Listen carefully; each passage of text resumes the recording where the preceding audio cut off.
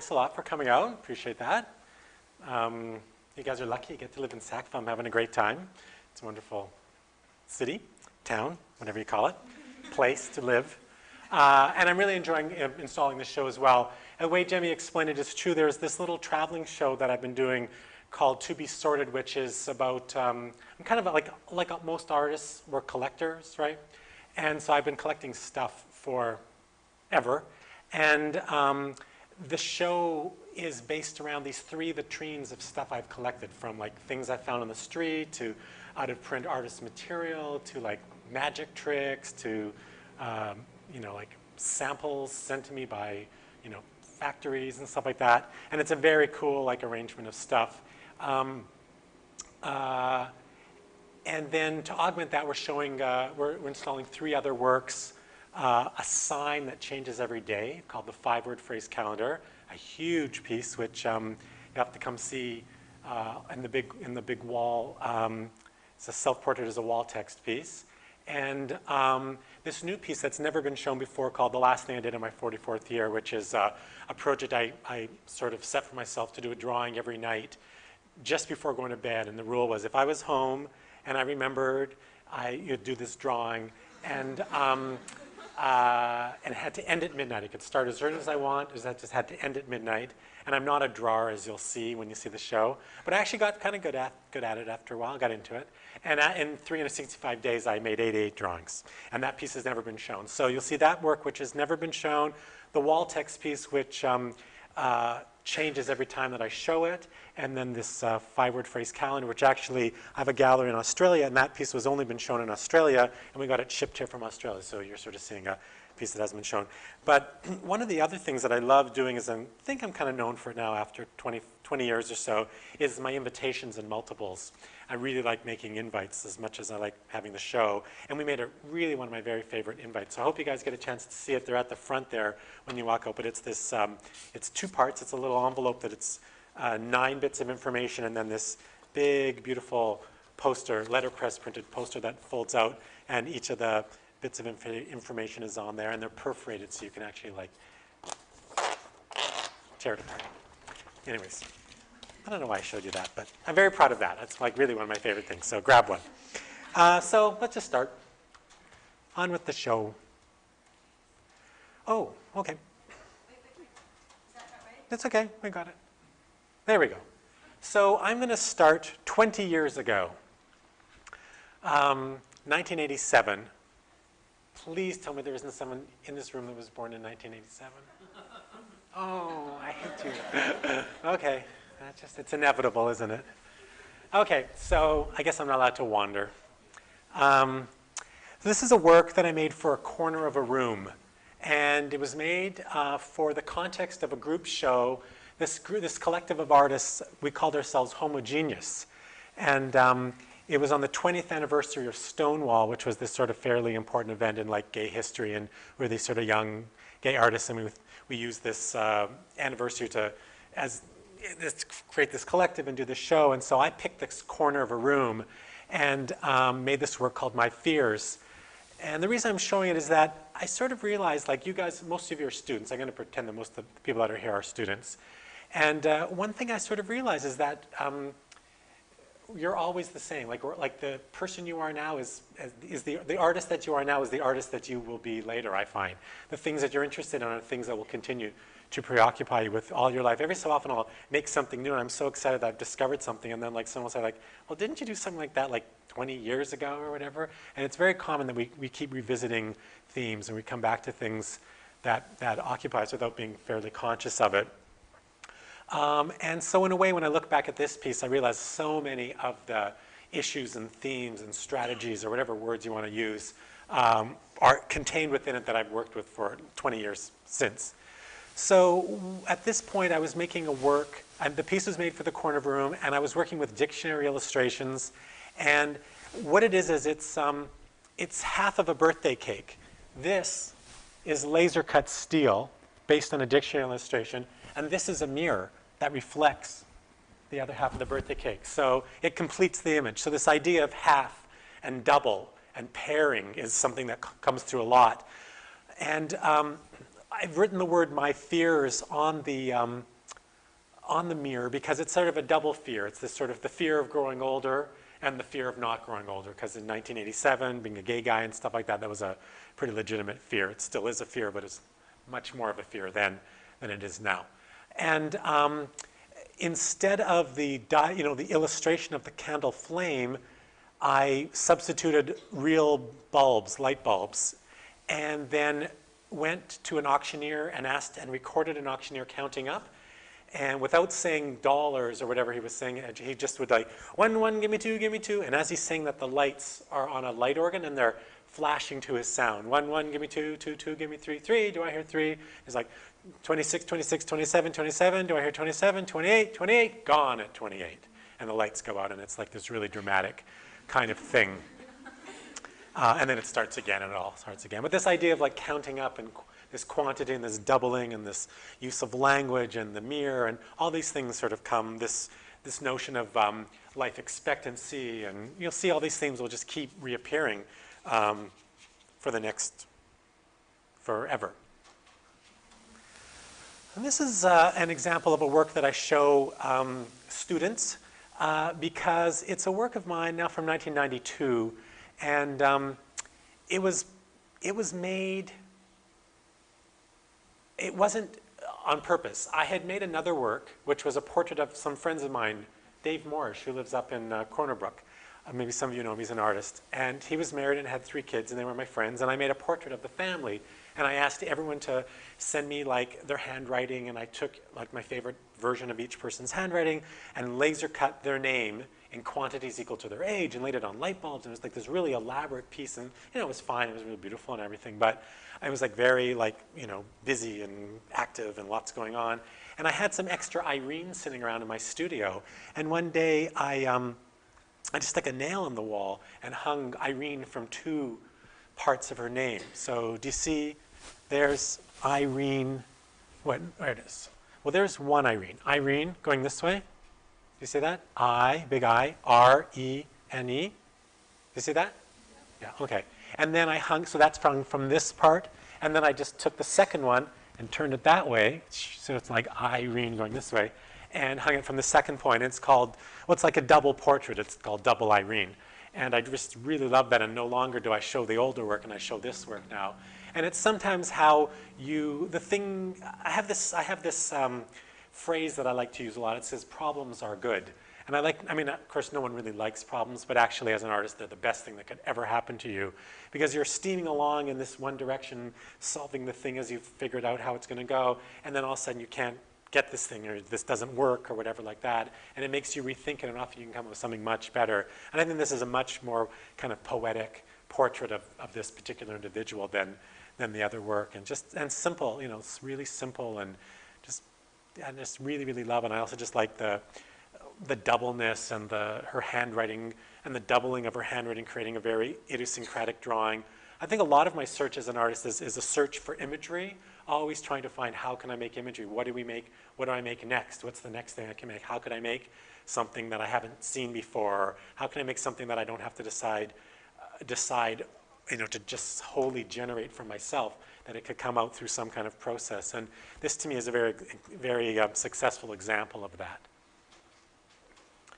Here's another portrait. A lot of my works fall under the guise of kind of portraiture. I'm going to move this thing closer because I have a predilection to wanting to get close to it.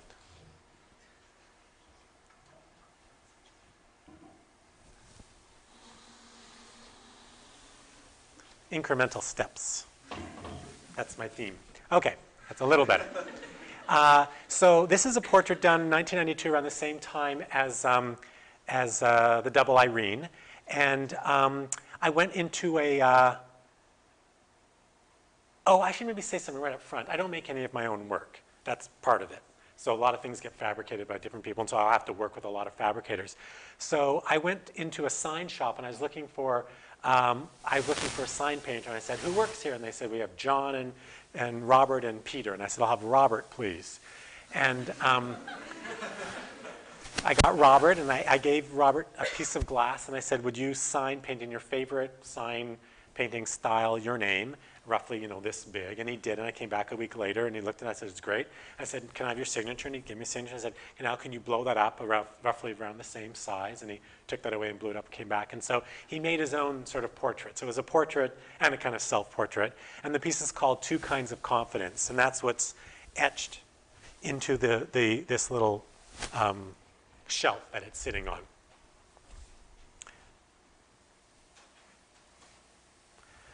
Here's another portrait. It's a portrait of my grandfather. This is hanging in Scurfield Hall at University of Calgary. And it's a sculpture made up of 29,064 separate elements. These elements, this little X, 29,064 times. One for every day that my grandfather was alive. And it was just sort of quantifying like what a life would look like in the increment of a day. And I mean, there are a lot of things going on. I can't talk about all the things going on, but like for instance, it's in this place called Scurfield Hall, which is named after a really exemplary person, and my grandfather was like this anonymous person. And there's a lot of my work, there's like these calls for public participation, just finding just playing off of kind of example versus exemplary, just someone being an example rather than someone being exemplary. And this is an example of just one ordinary person as opposed to someone else. And a couple of neat things that happen is it's my grandfather on my father's side, so his last name was Lexier, Lexiar, and it's actually my grandfather's handwriting. I found a book with his handwriting in it and the letter X, so it's actually his handwriting that I blew up. That's about 10 times bigger. They're about this big, maybe not 10, 4, I exaggerate. So it's about that big, and each X is joined with a little split ring. But the other reason why I liked it is because an X has a couple, I mean, it just all kind of fell together. I mean, when you cross off a calendar, you often cross off a calendar by Xing out that day. But also if you want someone to sign something, you say sign at the X, like you put an X and sign by there. So I like the way it represented both a day and an individual. This is a portrait. Anyone who was at dinner tonight, this is the portrait I was telling some people about when I used to have hair. Wanda, my barber, that's her, she got my hair. When I do these portraits, it's really not specific. I'm often just looking for people in my life. And I was talking to my barber. I was like, I was making work. And she's one of 7 siblings. I thought that was amazing, so I wanted to make this work. This is called the Underwood Sibling Rulers. And this is the 7 Underwood siblings. And I made these rulers that equal in length. Their length in inches equals their age in years. And so Wendy and Wanda are twins, so that's why they're the same length. Obviously, they're sisters or brothers 1 year younger, and the rest are older. And they're at the very top, the initials of each of the individuals is listed, and they're organized alphabetically by, just alphabetically. Yeah. And they're not really rulers. They're these etched and these like pieces of metal that I etched without numbers, just the markings. And now we come to kind of a breakthrough piece for me, and I have John Tupper to thank. John Tupper's in the room. John Tupper's in the house. And John Tupper's a curator at Confederation Center. At the time, he was a curator at the Winnipeg Art Gallery, which is my hometown. And John, I'm glad John's here because this is the story I tell. John invited me to do a project for the Winnipeg Art Gallery, and it wasn't a lot of lead time, like maybe a few months or something like that. I said, what would you like to do? And I came up with this like grandiose idea of about taking a photograph. I was starting to do this like that grandfather piece, like one of every day, and I really wanted this increment of the year, and I wanted to make this like grand portrait of just like someone, that whole idea of like the anonymous person. And so I wanted this portrait of like a portrait.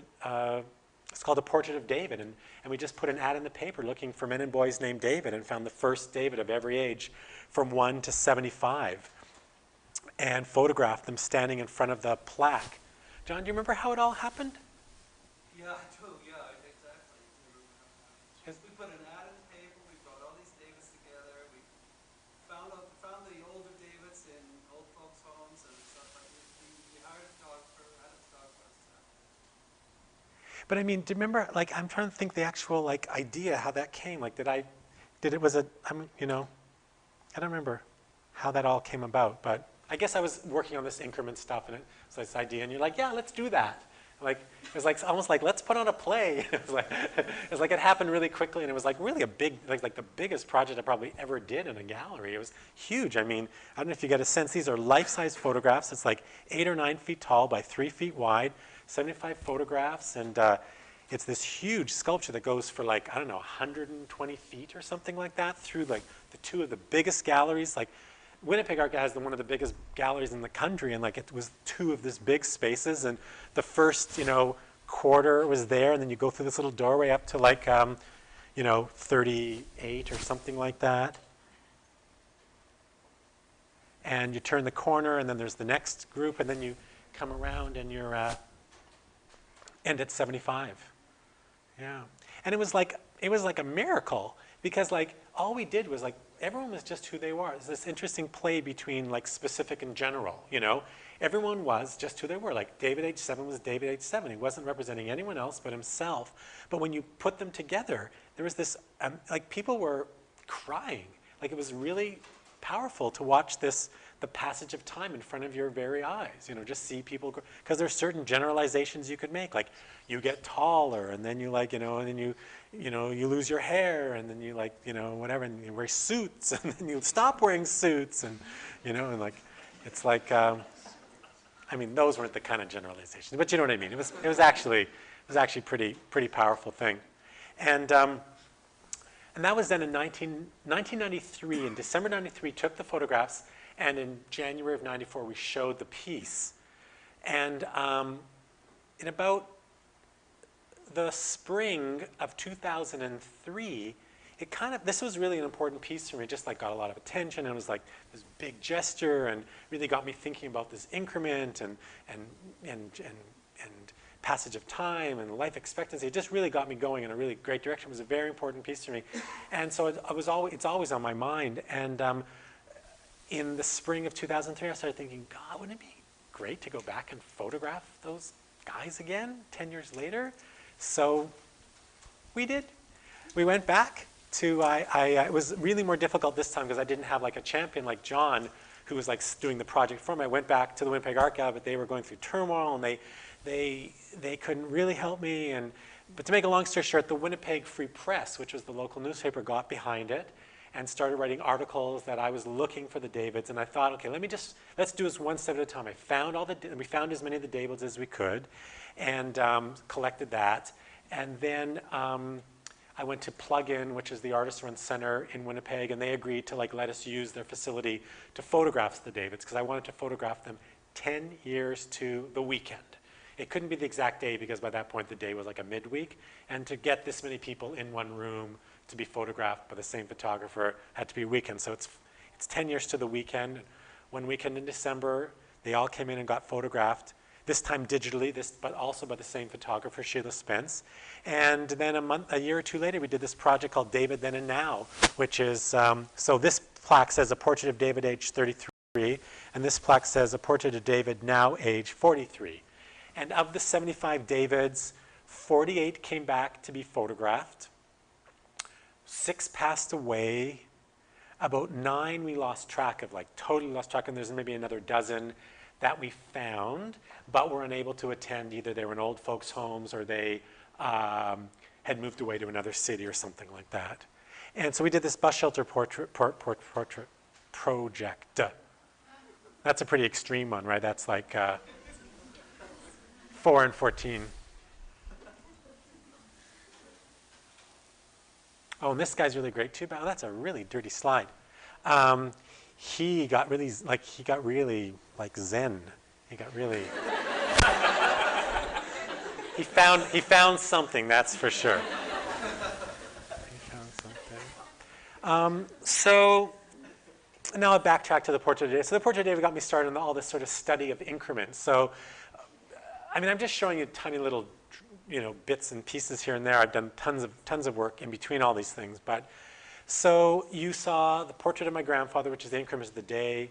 You saw the portrait of David, which is increment of a year. This is a work that's permanently displayed at the Art Gallery of Ontario, and it's a project documenting the increment of a month. And what it is, I figured out the life expectancy of a child born, I picked a random day, January 6, 1995. And his life expectancy was, I think it was 75.5 years or 906 months. And I minted these, custom minted these copper coins, and on the coin it says the title, which is a work of art in the form of a quantity of coins equal to the number of months of the statistical life expectancy of a child born January 6, 1995. One coin to be transferred on the 6th day of each month until all the coins have been transferred. And then on the back of each coin, it's numbered from 1 to 906. And one of the cool things about this project is that while the work was in production, everyone wore gloved hands.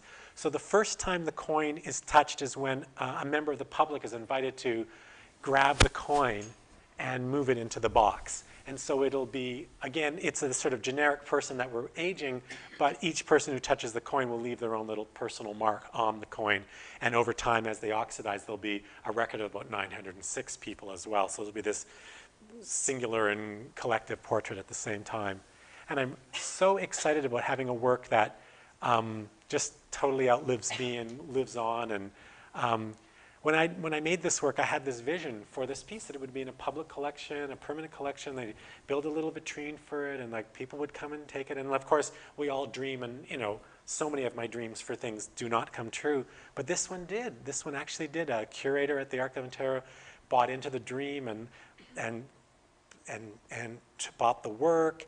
And then there was like this weird little awkward space that was sort of like a wheelchair ramp, and there was a kind of a wall, so it was kind of an awkward space, but it was sort of a wall, and they decided, well, they built a special like vitrine, like internal vitrine, and it was great because it was a bad space, so no one else would want it. It was a beautiful vitrine, but if it was in the galleries, curators would jockey for it, say, oh, Micah's piece has been in there too long, let's put something else in there now. But because it was in this awkward space, it kind of got to be its own vitrine, and now it's 1995, it's 12 years old, so there's a huge mound of coins now. The first row and a half are gone, and it sort of has taken foothold in that space, and now they're renovating the HO, but I've been assured that they're building a new spot for it to go up. So my hope is that it'll always be on permanent view for the next 75 years or the next 73.5 years.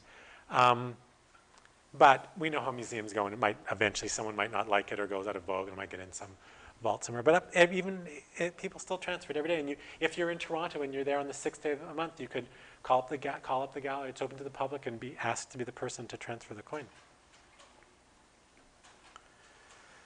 Then I got into this whole thing about like increment of a minute. This is a huge body of work. There's 400 in this series. It's called A Minute of My Time. Drawings that take 1 minute to make, and I made them so many different ways. These are acid etched stainless steel, huge laser cut, hot rolled steel, big ones on the side of buildings, three-dimensional ones bent on themselves, more little acid etched ones cut out and put into boxes. People would ask me, oh, we're having a fundraiser where everyone has to put something in a box. Would you do it? Like, yeah, bring it on. We'll put a minute in a box. A minted coin that actually the British Museum in London bought, but not the art department, but the coin department bought, and they show it like as a hoard. It's called a hoard when you have like a mound of coins that they find that someone has hoarded away. At least that's what I think they call it. Why they call it a hoard? Maybe it means something else. And so they've shown like a hoard from like 6 BC or whatever, and like my hoard right beside it. Love it. Big one drawn on the wall. The drawings take 1 minute to make. They're done on a little pad of paper, and then the manifestation it can take as long as I need to like blow it up or mint it or whatever like that. But the actual drawing is this sort of process that I do. So for instance, that would be done small, and I document it, and then like slide projector and get a crew and paint it on the wall and stuff like that.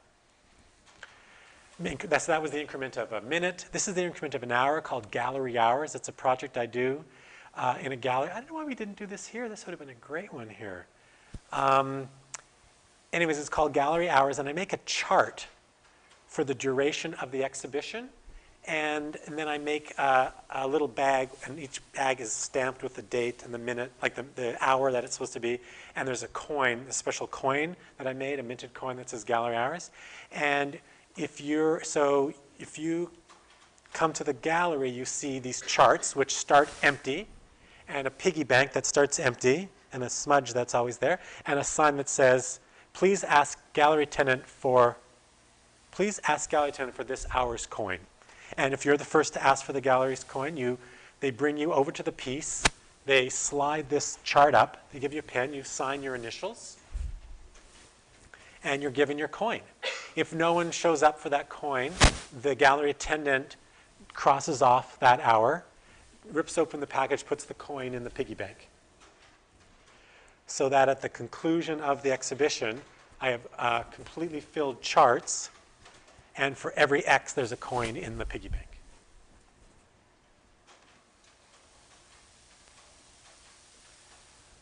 What increment haven't we done? Oh, a week. So I was invited to do a project for the Sculpture Garden in Toronto, and it was the 20th anniversary of the Sculpture Garden. And the thing about the Sculpture Garden, it's a temporary sculpture garden in downtown Toronto, and the idea is like 2 or 3 times a year, someone installs their sculpture and you look at it for a couple months, and then it gets taken down, and the next one installs, you look at it for a couple months, come take down. And I wanted to make a sculpture that kind of referenced that, the idea of the sculpture would change. So mine was a sculpture that changed every week. So this is week 1. On week 1, I put 420, I did not put 420 bricks. The bricklayer put 420 bricks on a foundation. And this is all to my specs and everything like that. It was all specced out and stuff like that. And then every week he would come back and add another 420 bricks in a different combination. This is week 3, very submarine-y.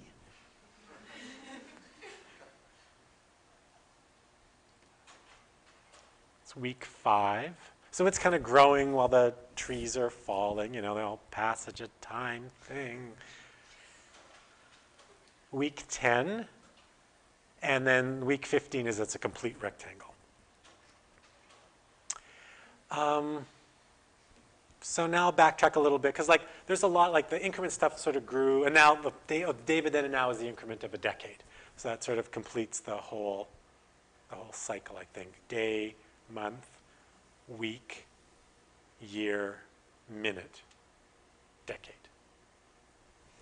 So backtrack a little bit, and now I was dealing with the other thing that the portrait of David got me thinking about. So that was the increment, but it also got me thinking about life expectancy, because when I was working on the David, it's like, well, how many should I do? Like, when do I stop? Like, to the last David we can find? And I thought, no, I'll make this be a kind of a self-portrait in the way that it's, and my life expectancy at that time was 75, so that's why I stopped at 75. So then I started making a number of works based on the ratio of life lived to life to come as another excuse for how to make imagery. So if you ignore this white shelf that it's sitting on, this is the sculpture, and it's called Self-Portrait as a Lucite Cube divided proportionally between a red volume representing life lived and a clear volume representing life to come based on statistical life expectancy. And I did that when I was about the same time as David, around 37, because 37/75 is almost 50. Like it's 49 point something. So it's almost a study in half, which is not unlike that interest. I mean, you know, the birthday cake, the half, exactly the half. So here's another example of that same ratio of life lived to life to come, but now it's kind of to the power of 2, because I built 3 objects that have the ratio of 1 by 2 by 3, 11 inches, 22 inches, 33 inches. And then broke the life lived to life to come over the 1 dimension, life lived over life to come over the 2 dimension, and life lived over life to come over the 3 dimensions. So these are 3 equal studies of the same thing. Those groups of blacks are identical, right? They have to be. And this is another version of the same ratio, of which you guys are going to see the biggest one I've ever done. So we're doing this huge one here, which is very exciting. And this project's been done in, so you guys get that, right? If I would shut up for a minute and you could read it.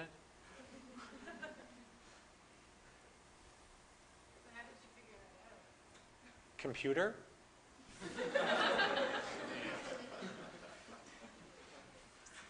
So basically, if you were to shove all the black, it would be like that. If that was the wall, it would be that proportion of black to white. It would be almost half, a little less than half.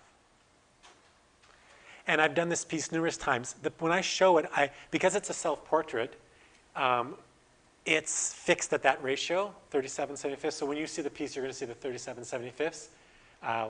But every time I show it, we just change it doesn't change the ratio of black to white. It just, if the wall is 3 feet by 10 feet, it's that. If it's 30 feet by 7 feet, it's that. It just keeps altering to size, but each is equal to the other. Here it is in, to give you a sense of sort of scale and how you kind of see it from afar and stuff like that. There it is en français. And it gives you a sense of the scale of the lucite cube piece as well. And in German.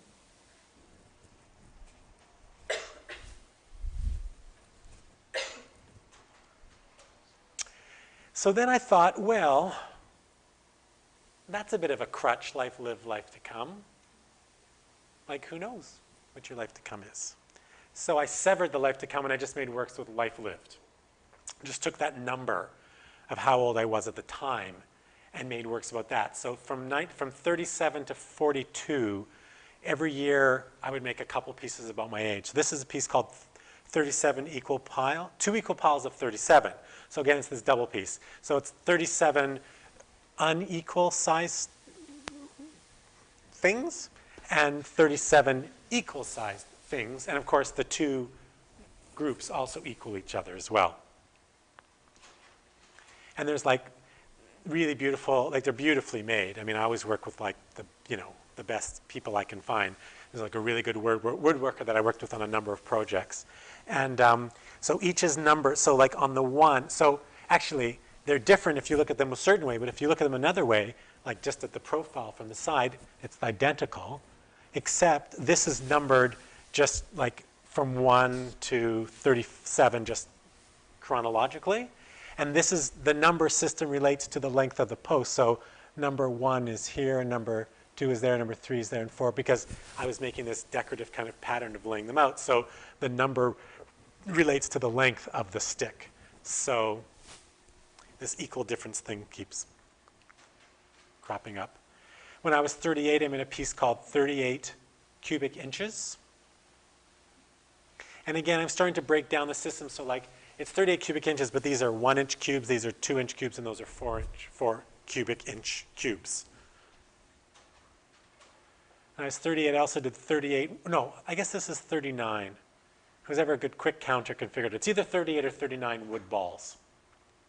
And it's maple balls that grow by the same increment. So they start, let's say, at like, I don't know, 2 inches. And so then it grows, so then it's 2 inches and a quarter, 2 inches and a half. But of course, as the ball gets bigger, that quarter increment is smaller in relation to the ball. So it sort of starts to, so it has a nice trajectory, and then it starts to kind of taper off. And again, the balls are maple and stamped with a number from 1 to 30, 38 or 39. This is 39 cardboard boxes. And this is a performance for one dancer and 39 one-pound weights. I did this performance where I hired a dancer. He came on stage, and there's a plinth with 39 one-pound weights. He grabs one, he says 1, he grabs it. That's him grabbing it. He puts it in his pocket. He leaps across the stage as high as he can, lands and resets himself, and then says 2, and puts a second pound weight in his pocket, leaps across the stage, comes back, says 3, puts a third pound weight, till he's 39 pounds heavier at the end of the performance. That was 39.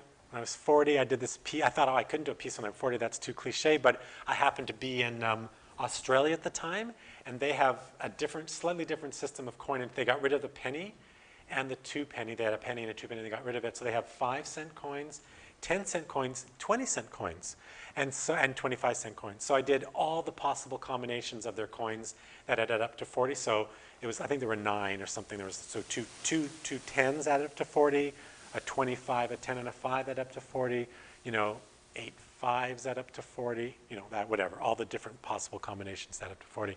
When I was 41, I did this piece called Poem on His Birthday, and it's the 2 consecutive numbers that add up to 41. And then there was a 42 piece. And then I thought, oh, you're just using that excuse, those numbers. You just like numbers. So I started making works just about numbers. And this is a work called All Numbers Are Equal. And what I did is using that same computer program that evaluated the surface area of the wall, I evaluated the surface area of these numbers and scaled them down in size so they're equal in surface area. So the 1 we didn't scale because it had the least surface area, and then every other number is sized down a certain percentage so that they are identical in surface area. And because they're cut out of metal, they're same thickness, they're also same weight, same area, same everything. You'd weigh them, you know, whatever, they're identical. These 9 numbers are identical to each other in every way, shape, or form except for meaning. And so that's called All Numbers Are Equal Perpetua, which is the typeface by size. And then there's another version where I started with the numbers, didn't size them down, but cut part of them off to make them equal in surface area. So this is tops cut off. It's one of my favorite pieces ever because this whole idea of like creating like a process in order to generate beautiful imagery, I just think these are like really gorgeous like shapes and forms and stuff. And there it is, cut from left. This is in a private collector's home in Winnipeg. Cut from left and then white on white. And so lots of really beautiful things are happening where these little orphans happen when you cut off that part of the 5 so that this guy becomes an orphan and he or she relates to the bottom of the 2. And it's really pretty. And, oh, we're almost near the end. Oh, good. I'm also just showing a couple public sculptures that I've done.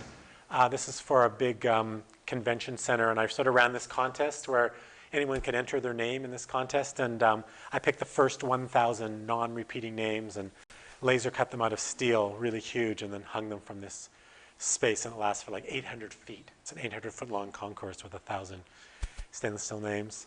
And the most recent public commission that I did is for this subway station.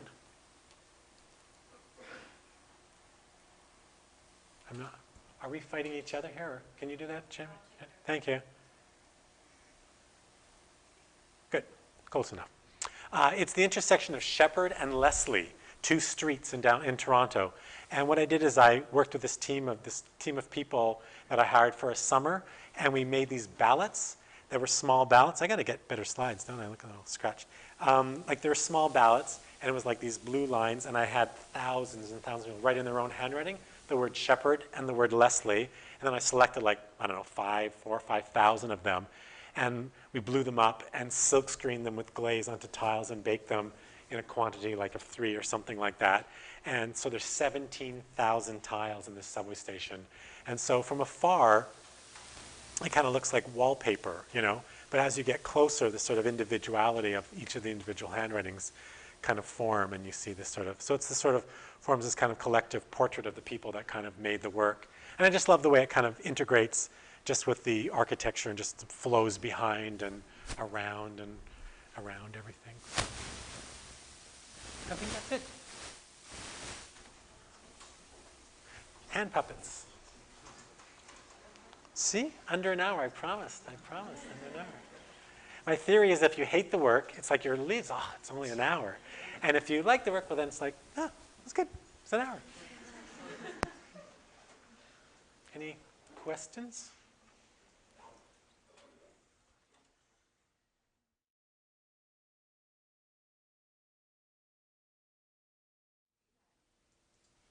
At a mint. Well, yeah, but do you just say, I want some? Ever ordered labels? Pardon? Ever ordered labels? No. Oh, ever ordered anything? So you say what size, you say how many, you say the thing you want to go on, and yeah. It's called the internet. Coin minting. Actually, it was before the internet. And the olden days. Oh, in the olden days. Yeah. I'm sure you'll find a coin minting place.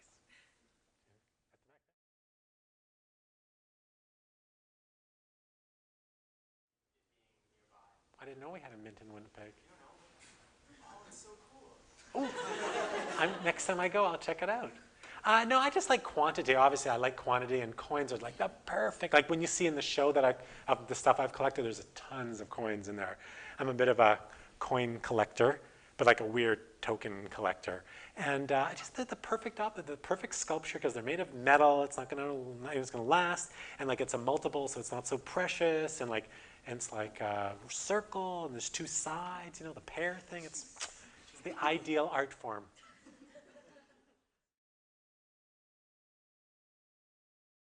First come, first served. And we picked the name because we looked through like a list of names that had been popular over the last 8 decades, and it was David and John. And of course, David has this really nice reference to like Michelangelo's David, the ultimate man and stuff like that. And my first boyfriend's name was David. I didn't tell anyone that. And it's just it's like every man or whatever like that. And I didn't want John said to swell. It's like John Tupper, the curator, and like John, portrait of John.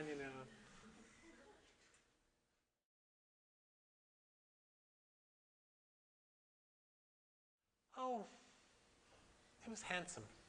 What was it? What is it? Perpetua. Perpetua, designed by Eric Gill, who has Gill Sands or whatever like that. A really weird guy, if you read up about. Yeah. It's a weird choice because he's so weird. Well, but he made a nice typeface, love the typeface, hate the typeface designer. I still like Carl Andre's work too. Even if he did throw her off the balcony.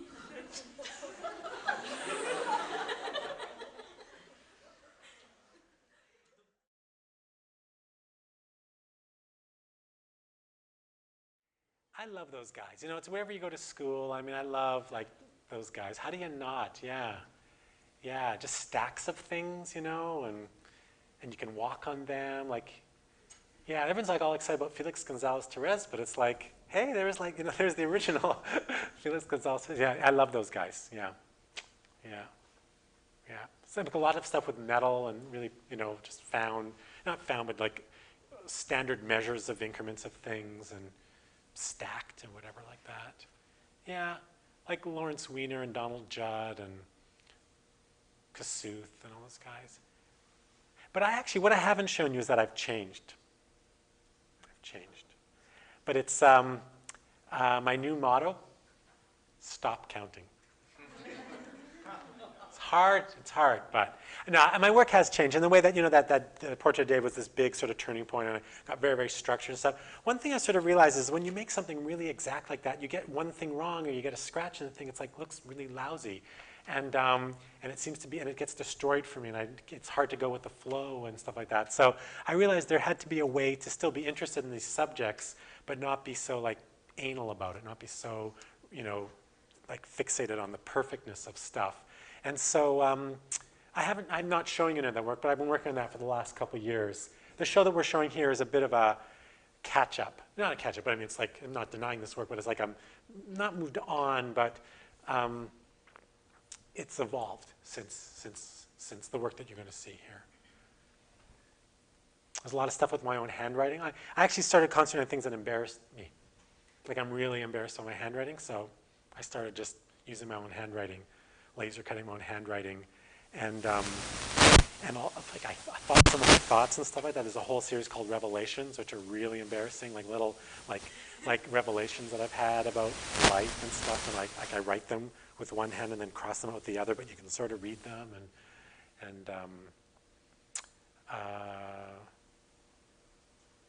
yeah. And the thing about this collecting show, it's like a mixture of things that I've collected. My work is sort of moving in that way. I'm sort of starting to show now combinations of things. Sometimes I'm just showing things that I've collected as my work, with some little annotated thing, like things I read when I want to feel better about myself. And there's like a stack of the emails that people have written me or whatever like that, like like letters that people have written you to cheer you up, or that someone's written out of the blue or whatever like that. So trying to be a little more, not that this isn't honest. This is honest in a certain way, just trying to be a little more, help me, work with me. Try to be a little more Well, because this work is very personal too. I don't know if personal is the right word, because I think, because this is personal, it's a lot takes personal data and things like, but more revealing maybe. Maybe more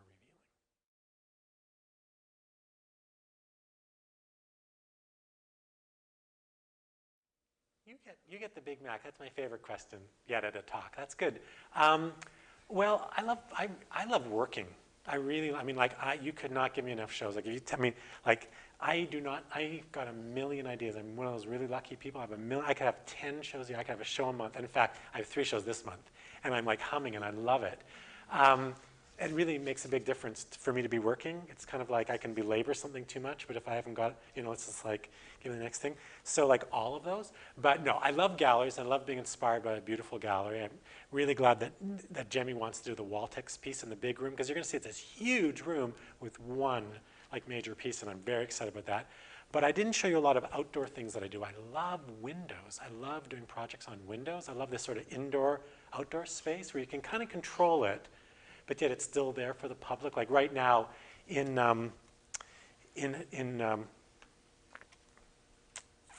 New York, I'm doing a project at Printed Matter, and they have this beautiful window, storefront window it's lit 24 hours, and it's divided by a thin little mullion in this. Mullion, is that the right word? Okay, in the center. But it's basically 2 equal panes of glass, sort of like a page and a pair. And so I did this project with this friend of mine, this poet named Kristen Book, and I wrote this text on the left-hand side, and it says, this text and the one beside it are equal. I wrote this one first, and then I asked my friend Kristen Book to, I forget exactly how I worded it, but to take it apart and make a new text using every letter and every punctuation that I used in mine. The other text is his. And then he wrote the most beautiful text. I'll show. I'll grab a slide. I was going to show it, but it doesn't document very well. But it's very cool. So I said, this text and the one beside it are equal. I wrote this one first, and then I gave it to my friend Kristen Book and asked him to generate a new text using every letter and every punctuation mark that I used in mine. The other text is his. And he wrote, Micah Lexier this is what he wrote. This is amazing. Micah Lexier requested in advance that I reinvent his text. So I unknotted it and reknitted it into this very form. But then I began to think that his message had, maybe can you show another slide? Oh, there we go.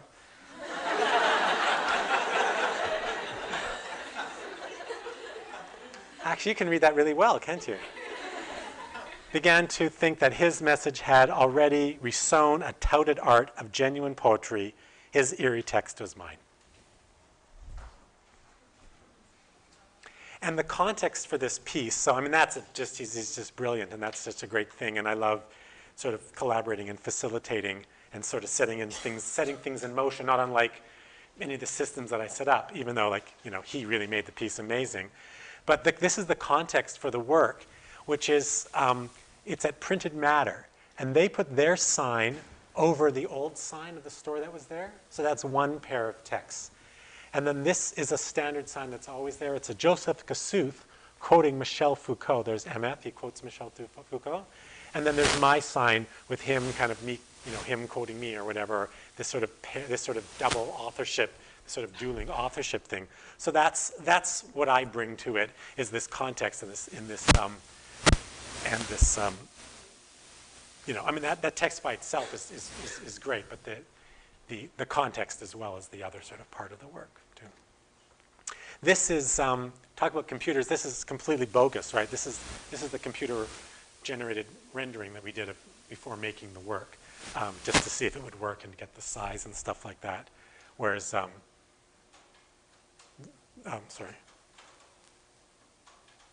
whereas that's the actual work as it exists at the gallery.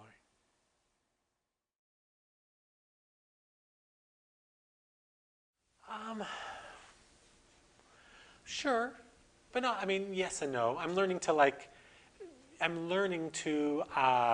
use them to get me going, and then if it doesn't work, you know, people's like, oh, why blue? Well, blue, because blue looked great. Like we tried it out in all the different colors and blue was the right color. I no longer need to have a reason why blue, you know, works. So I don't need, you know, like, so yeah, a combination, but we all have to. I mean, that's why it's great being a student. Someone else sets the assignment for you. Try being an artist.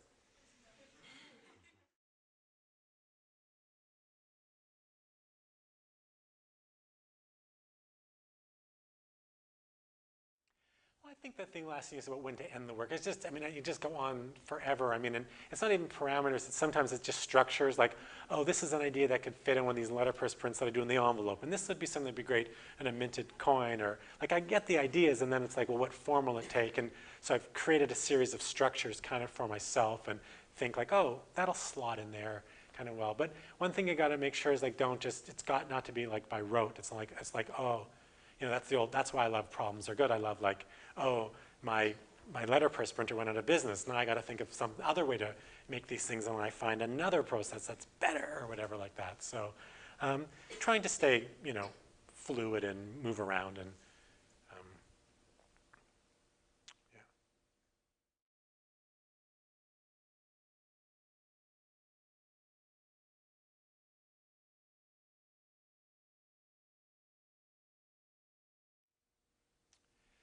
Well, I mean, it just, I think we all deal with that. How do you go on? Like, what's the next thing that you do, and what didn't you like about the thing you did before? And it's just trying to be really honest about what works and doesn't work. I don't just, when I say that something was a crutch, it still was what got made, and I'm really proud of these works, and I'm showing them to you, and I'm really proud of it. And it's a bit of an indicator of where I was and how I was thinking. And like, I'm trying not to lie to myself as a human being, and I'm trying not to lie to myself as an artist, you know. And when something's like, you know, a bit of a shtick or a crutch or a part of a series, but at the same time, I love working in series, so I do it as long as it feels right and it feels genuine, and I'm not doing it, you know, I never do anything for money. Like, I'll do a series and people will love it and they want more of it, and it's sorry, I don't do that anymore, you know. But I'll do a series as long as I want to do that series for. Like, I'll be like, oh, don't do too many of those, you know. It's like, I'll do as many as I want to do of those, you know, like, because I know, I'm really honest, I don't do it for money. Like, I'm an artist, and like, I realize, I mean, we're so lucky. Like, it's the one job where you don't have a boss saying, just do that. I mean, everyone, whether your boss says that or intimates it in some way, in almost every job anyone has, someone tells you what to do. And it's this one job where no one tells you what to do. And I take that rather seriously, and I don't want to abuse that by using it to make money, or, you know what I mean? I want to just do kind of what I want to do. But I just want to, like, I'm always like, yeah, so like, you know, that whole projection of like using life lived to life to come, it gave me a ratio. But really, I was just embarrassed about saying I really like half. You know, like, the part of it's about being young and not realizing that what you're interested in is totally legitimate. You know, like, it would have been okay to just do half, you know? And I must admit, as I'm moving away from this kind of work is very easy for people to really like. Like, people love this incremental stuff, and it's just so easy to talk about, and curators can write about it and stuff like that. And my work is getting much less easy to write about, and I'm finding, well, you know, you gain a new audience for it, but you lose a certain kind of audience for a while, and that's always tough. But you just gotta kind of go there, you know. But it's tough. You just feel a little more vulnerable doing that. But I'm realizing, it sounds so hokey, I should lie on the couch and I should be paying you guys $150 or whatever. But I realize that you know, that uncomfortableness and that vulnerability, those are always good signs if you're really nervous about it. And then you find that's things that really connect with people. I've had some really good response to some of the newer things that I'm doing lately that just really shocked me, things that I was really unsure of. Like, I had it in my slide carousel, I took it out. Don't worry, I'm not running back again. This piece I did at Art Metropole, Printed Matter, was a wall of stuff on my wall. Like, I work at home in my office, and when the curator came over to curate the show, like, and everyone loves looking at my wall. It's just like whatever I'm working on, or maquettes, or little samples of things I find on the street. This is like really amazing collection of stuff, and it was like, wait, look, you know, quit looking at the wall. Like, here, I want to show you this, you know, and they encouraged me to show my wall as a work. I was like, okay, you know, like, okay, I'll go for it. But I've had this really amazing kind of response to that, and sort of also trying to respond to that, like thinking, okay, well, maybe that is a legitimate form, because I am a collector. I'm so a collector. It's crazy. And I think I have a good eye for finding stuff. I find the best junk on it. Like, not junk, but like a piece of paper that's been burnt in a certain way, or like a little slip that comes when you buy a package or whatever like that. And they just really add up, and it seems to have resonance with people. So I'm trying to learn from that might be an okay art form for me. It's really interesting. I don't know if you can top that last question. I don't know. You sure? What made you separate the artist's hand from the artwork? I'm inept. My strength is my mind, not my hands. Well, maybe not a strength. It's what I got. It's the only thing I got.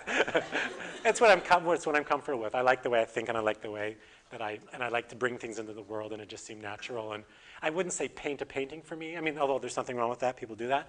But I mean, that's not my thing. It's like, I'm not asking someone to make my art for me. I'm making the art. I'm asking someone to fabricate that particular object for me. But everything's to spec, and no one does anything that I don't totally control.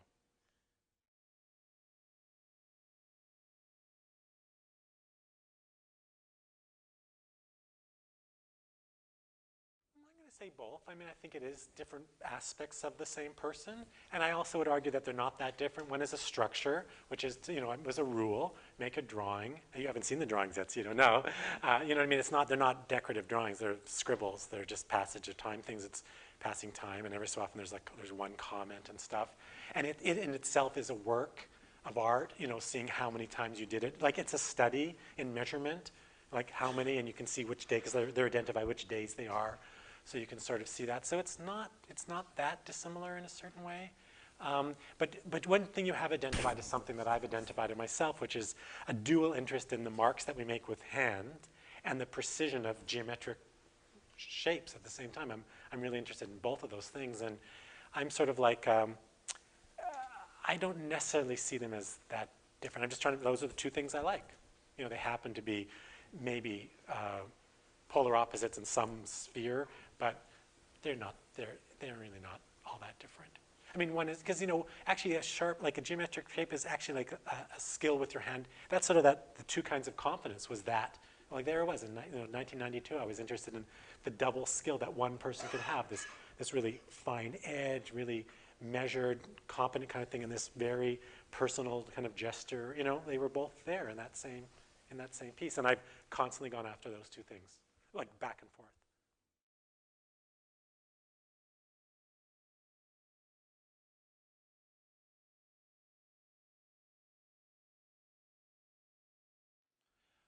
When I was in university, I had people build things. I would go to the coffee shop and I went to the coffee shop, but I also went to the coffee shop, and I would just get people, just do mass-produced things. And you know what? Things don't cost so much money. People think things cost a lot of money. Things don't cost a lot of money. They really don't. Sorry, that was a high-pitched, wasn't it? Things don't cost that much money. They really don't. And you know what?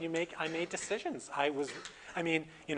It's not a fluke that I'm an artist. I was focused on that.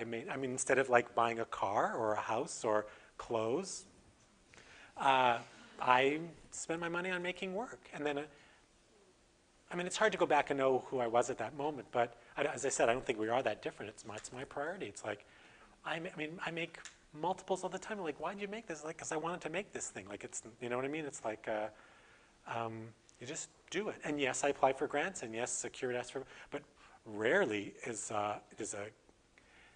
rarely does an institution fund a project for me. It could be John Tepper sponsored Portrait of Dave, but most of the time you make your work and you bring it in the gallery and you install it. Something like the Waltex piece, that is a site-specific thing, and so they are paying for that. But generally, I make my sculptures or whatever it is I make, and I bring it in the space. So you have to, it's like anything. It's like, you all laughed when I said I make great work, but if you honestly don't think you make great work, then stop being an artist. Like, if you don't really love your work, I know it sounds really egocentric, but please, why would anyone else like it? If you don't think it's great, why would anyone else think it's great? Unless you're just lying to yourself and saying, I really think it's great, but I can pretend that I don't think it's great. So people tell it's great, I can just like, oh, well, thank you very much. So I make these things because I want to see. I mean, it's like, so yeah, it's like, some people have a hobby, and my hobby is my art too, or whatever like that. Thank God my other hobby is making iTunes compilations, and it's not too expensive. So.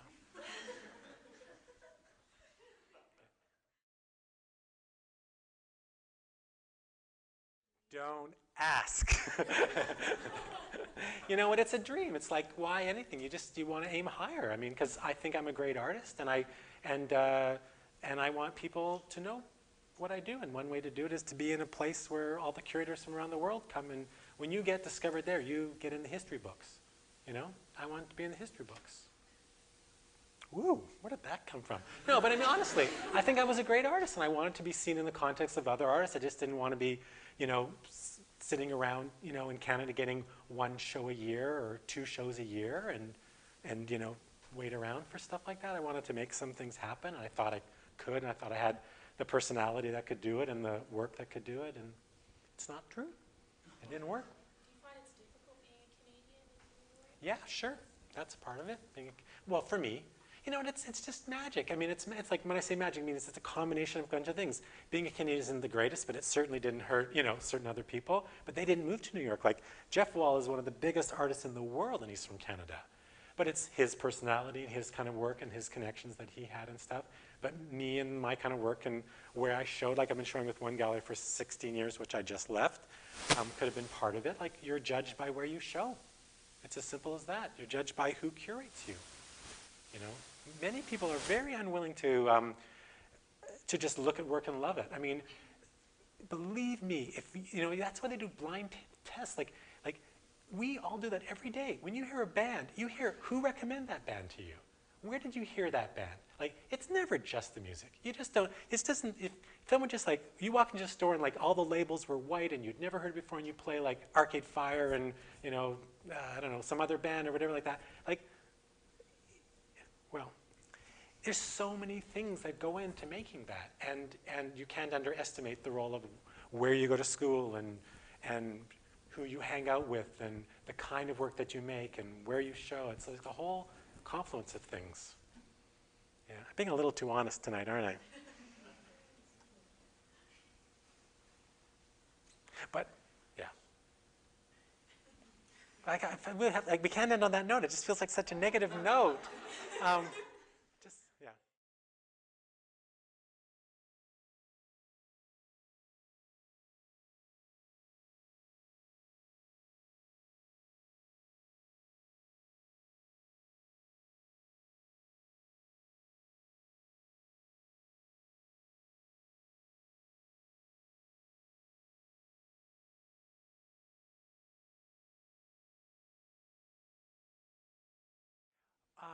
That sounds good.